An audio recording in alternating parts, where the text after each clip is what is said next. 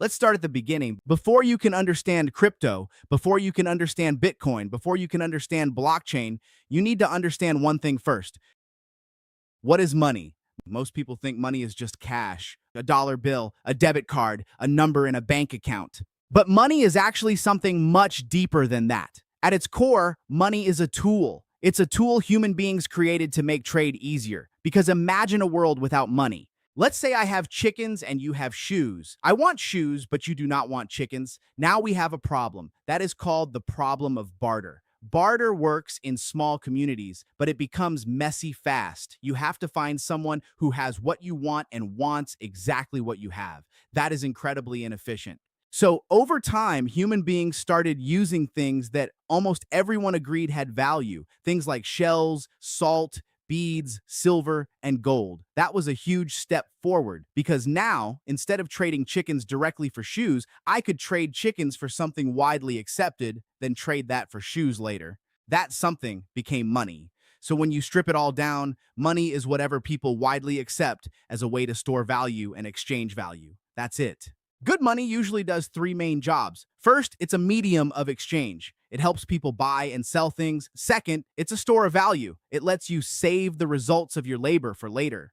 Third, it's a unit of account. It gives society a way to measure value. That's how we price goods, services, wages, houses, everything. Now, here's where the history gets really interesting. Throughout history, societies have used all kinds of money. Precious metals like gold and silver lasted a long time because they were hard to fake, hard to produce, and widely trusted. Then, eventually, governments introduced paper currency. At first, paper money was often backed by something tangible, usually gold or silver. In other words, the paper represented real value stored somewhere else. But over time, many governments moved away from that system. They created what we now call fiat currency. Fiat money has value because the government declares it has value and because people continue to accept it.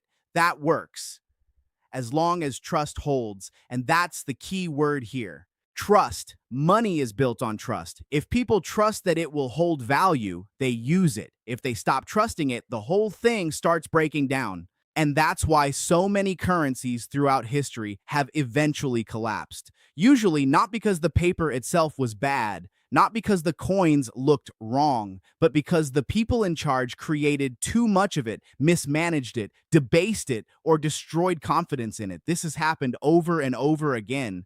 Empires clipped coins. Governments reduced the precious metal content in currency. Nations printed massive amounts of money to cover debt or war. And once people realized their money was losing value, trust started to evaporate. When trust dies, money dies with it.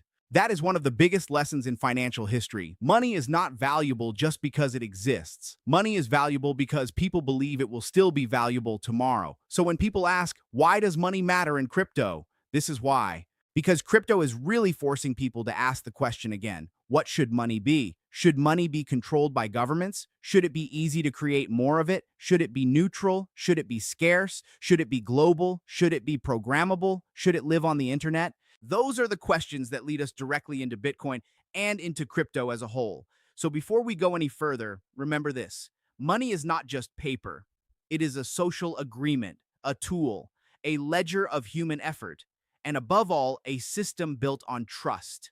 And once you understand that, you are already thinking at a higher level than most people entering crypto. In the next lesson, we'll answer the obvious next question. What is cryptocurrency?